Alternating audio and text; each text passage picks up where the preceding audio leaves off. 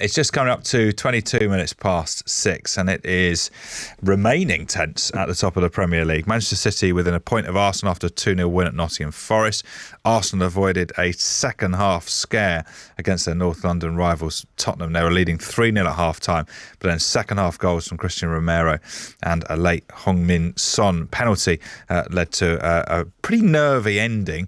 Here are the Arsenal manager Mikel Arteta and City boss Pep Guardiola. We made a huge mistake. It cost us a goal. We made another one for the penalty. But then I love the reaction of my players. The way David reacted after that. You know, you want to be at the top, you're going to make mistakes. You want to take risks, you're going to be part of something that sometimes is not nice to be. But you have that kind of reaction top. So really proud of them. The pressure is how you play. If you play good, you control the game. It's not pressure. When you play bad, the people say you feel the pressure. So in certain moments we suffer. We were lucky. We were lucky today that the pitch was so dry because the chances they missed it for that reason why. Let's speak to Arsenal fan Amanda from the Same Old Arsenal podcast and Spurs supporter Toby, who hosts the Tap In Tobes YouTube channel. Morning, both. Morning. Amanda, I've got to say, this is not the same old Arsenal. No, it's not. It's absolutely not. And the reason why is because we are virtually injury-free, which is what we didn't have last year. Hence why we didn't win the league. Do you put it all down to injuries last season, missing Saliba and players like that? Oh, absolutely, yeah. Nothing to do with Bottle. That is absolutely a ridiculous statement. Down to injuries, and this year we've got a full team going into the last 3 games, so it should be interesting. Arsenal were cruising in the first half, 3-0 up, and then that mistake by David Raya gifted Tottenham a goal, and then a sort of way back into the match. And the last half an hour or so, I imagine, was fairly stressful for you. Well, I would say the last 9 minutes were the worst of my footballing life. I was pacing and concerned and stuff like that. But we gifted them both. So it's our own fault in that respect. It was interesting listening to Saka after the game. He said, you know, if you look at a year ago, Arsenal might have ended up with a draw. So I think he thinks that actually there has been progress maybe in terms of the mentality and attitude. Oh, absolutely, the progress. If you watch each of our goals scored, they don't go off wildly celebrating. They go into a huddle to discuss what's next and maybe to calm down and to point out where they can improve. I loved it. I've never seen that before after we score goals. Do you have confidence? Do you think Arsenal can, I mean, obviously it's not in your hands, but do you think Arsenal can do it? We can do it if they drop points, City, but I don't think they will. So no. Nottingham Forest should have had a few goals yesterday. It seems to be going in City's favour at the moment, so we just have to wait and see. Toby, the first half for Spurs was pretty grim viewing, wasn't it?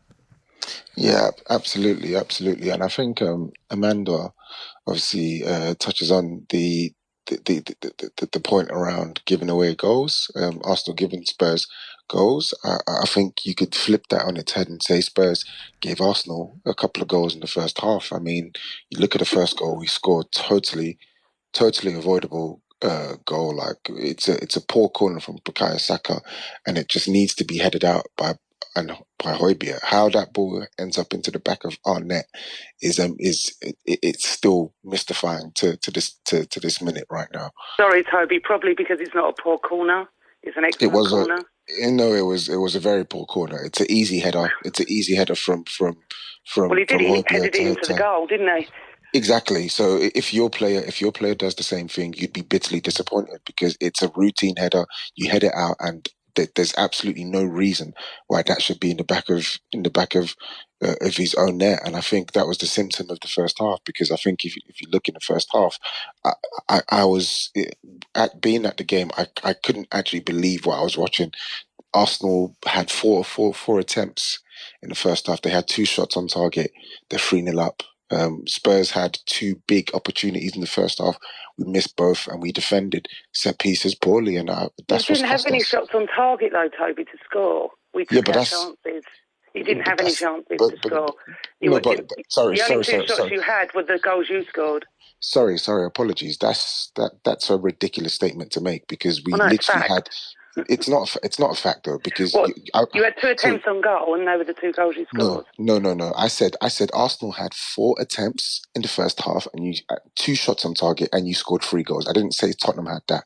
We had 8 attempts, 0 on target. I said we didn't take our chances, and we made mistakes. That's why we were 3-0 down. In the first half, Romero had a point blank header hit the post. True. On the flip side, Kai Havertz had a header. He hit the back of the net. In the first half, Son Heung-min was released one-on-one with your goalkeeper. He absolutely ballooned it over the bar. Yeah, He missed. he did. The flip side, when Bukayo Saka was released by Kai Havertz, he came in, chopped it on the inside, and he scored. That's what I'm saying. That's the difference. You were He's got efficient. a very good goal, yeah. Exactly. You were efficient with your chances in the first half, and you did not make the mistakes that we made in the first half. You made those mistakes in the second half, which made the game more nervy. But what I'm saying to you is, You're listening to 606. had we been more clinical, I mean, honestly, with our chances I've and heard defended better, some we things. would I love Spurs fans. So delusional. Wait, sorry. If Ben Davies is going to let Saka cut on his left and do what Bukayo Saka does, that just sums it up. Yeah, but again, it's not Ben Davies letting Bukayo Saka do what he wants. Ben Davies is not good enough he's not good enough to defend against a player like Bukayo Saka. He needs help. I think we left Ben Davies on an island. Of course, that was the most predictable thing to happen. When you heard the news about Destiny getting injured for the rest of the season, every single Arsenal fan and Spurs fan knew that Ben Davies against Bukayo Saka is a recipe for disaster. So I don't really understand the point you're making there. Don't let him cut him on his left. No defender should. But anyway. Yeah. It's easy to say that now, but Bukayo Saka is a top player. Ben Davies is over the hill left back who doesn't really play for Tottenham. So, as I said, it's the most predictable thing to happen. As a team, we did not do enough to protect a vulnerable Ben Davies against a top winger. You didn't do enough to beat us, to be honest. I just said that. We controlled the game. Obviously I could listen to this. I could listen to this all show, to be honest. But I think you need to be a bit more sensible in your responses, to be honest. I'm totally.